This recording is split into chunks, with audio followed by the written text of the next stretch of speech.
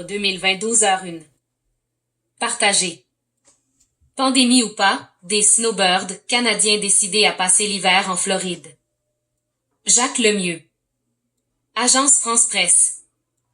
Article réservé aux abonnés. Montréal habitué à passer l'hiver au chaud en Floride, ils resteront pour la plupart sagement au Canada cette année, mais bon nombre de ces snowbirds canadiens choisissent quand même de partir vers le sud, pandémie ou pas, quitte à payer une petite fortune pour réaliser leurs rêves. Ces personnes qui, comme des oiseaux migrateurs, fuient le froid en hiver, le font malgré les appels du gouvernement canadien à rester au pays, et la fermeture depuis mars de la frontière terrestre entre le Canada et les États-Unis, aux déplacements non essentiels. Ce n'est pas le bon moment pour des vacances à l'étranger, a répété mercredi Justin Trudeau, le premier ministre du Canada, où la deuxième vague de coronavirus ne donne aucun signe de ralentissement.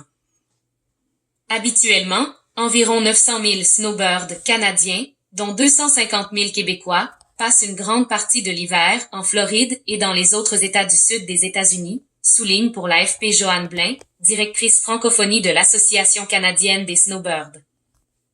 Cette année, ils seront peut-être 30% à le faire, estime-t-elle.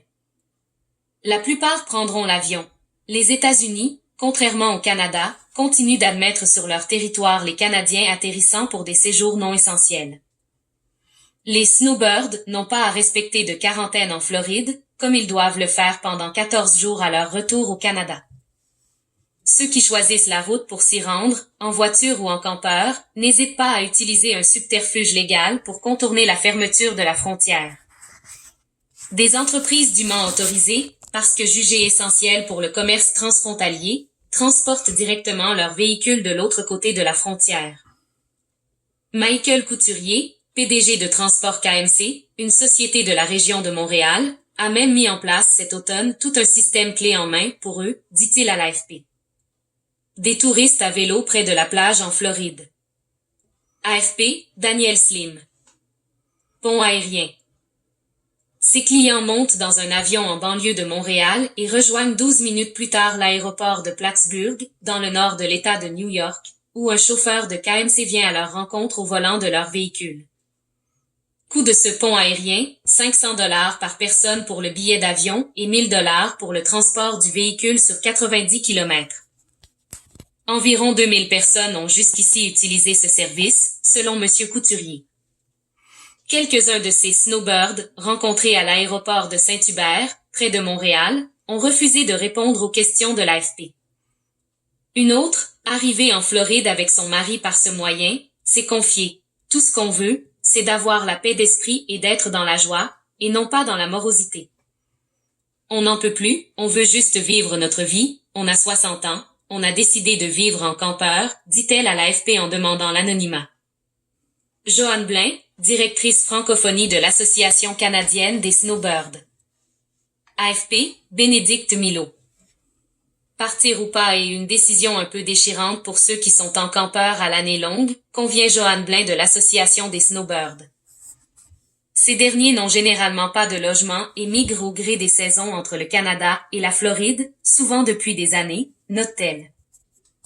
Des snowbirds ayant un logement en Floride font également appel à des entreprises comme Transport KMC pour faire transporter leurs véhicules sur tout le trajet. Les prix oscillent entre 1500 et 1800 $, mais peuvent atteindre jusqu'à 4500 $. Grâce aux snowbirds dans le fond, on a engagé plus de personnel pour être capable de suffire à la demande, déclare M. Couturier.